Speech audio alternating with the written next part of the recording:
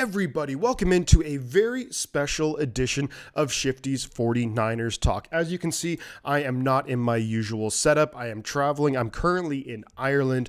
Beautiful country. Lived here for a long time. I recommend anybody to come and visit Ireland. But in this video, we are going to talk about the 49ers 38-10 win over division rivals, the Arizona Cardinals. There's a lot to talk about, so without any further ado, let's hop right in.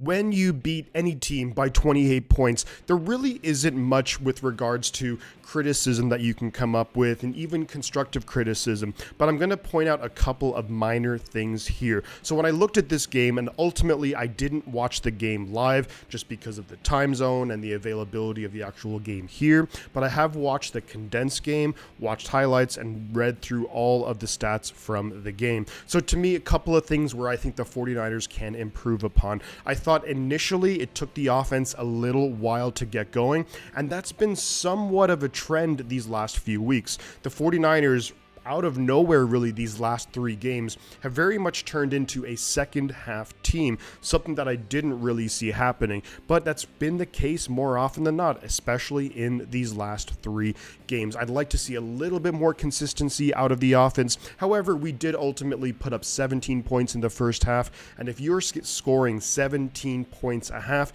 you really can't complain about that. Some of the other minor things I think that we should look at are the 49ers defensive third down efficiency. The Cardinals were able to, complete their third downs at a pretty decent rate, which then ultimately led to the Niners defense being out on the field a lot more. One of the big plays that stood out to me for the Niners defense in a negative way was the pass from Colt McCoy to Greg Dortch, broke some tackles, got all the way down inside the 10, and if I'm not mistaken, that ultimately led to the James Conner rushing touchdown for the Cardinals.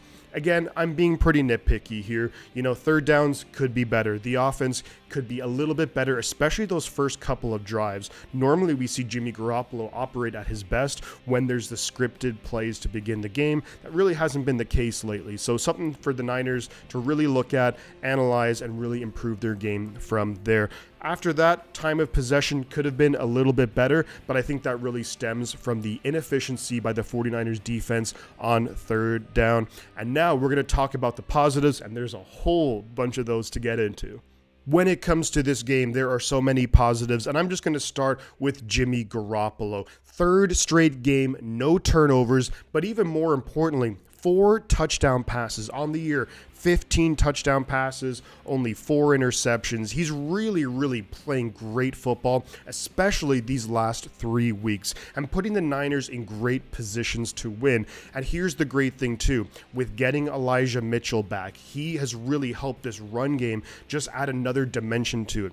Loved what Jeff Wilson did, and Jeff Wilson did a great job when he was here, but I really think that this Christian McCaffrey, Elijah Mitchell, maybe throw in a little bit of Jordan Mason for some more physicality, is going to be a great running back duo through the rest of this season and then into next year and even the year after. So really impressed with the 49ers passing game. Jimmy Garoppolo, 2 touchdowns to George Kittle, 2 to Brandon Ayuk. Both plays, all the plays were really good, but I loved the first touchdown to George Kittle.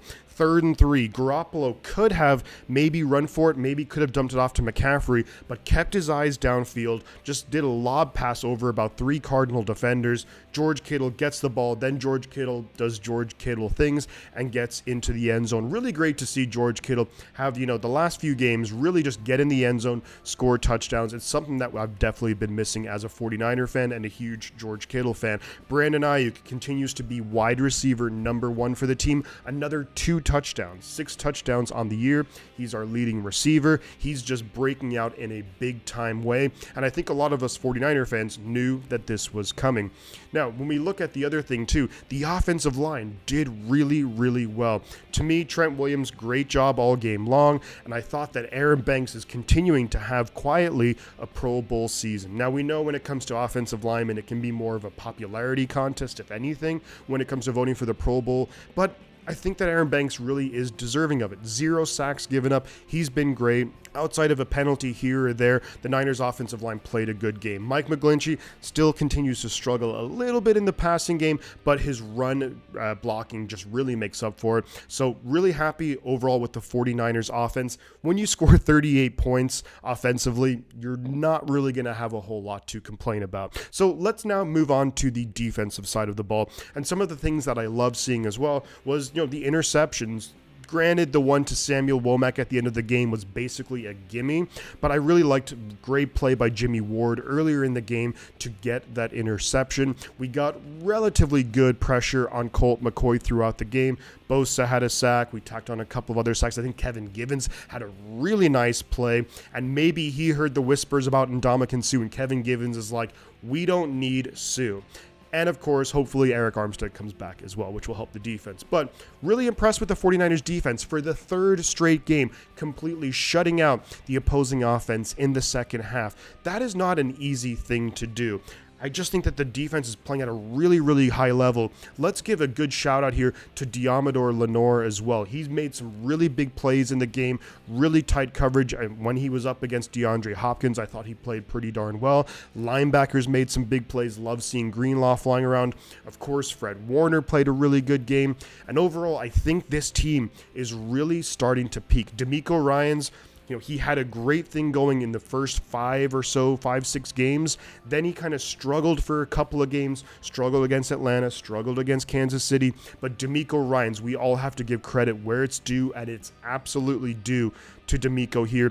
3 games, no points given up. And when you look at the yardage given up too in these second halves, it's under 100 yards. So just overall a great performance by the 49ers. So where does this now leave the 49ers on the season? So we're 6-4. We're actually atop of the NFC West simply because of our division record. We're 4-0 in the division, beat the Rams twice, beat the Seahawks, beat the Cardinals. Now I think it's going to be a race between the 49ers and the Seahawks through the rest of the season. Seahawks 2-1 in the division, so they're right there with us. So when it comes to later in the year, when we have that Thursday night game at Seattle, that really could be the deciding game in the NFC West. But I think both teams really going to battle it out. The 49ers really hitting their stride. They have a big time game coming up this Sunday against the New Orleans Saints. I'm going to have a video coming out previewing that game.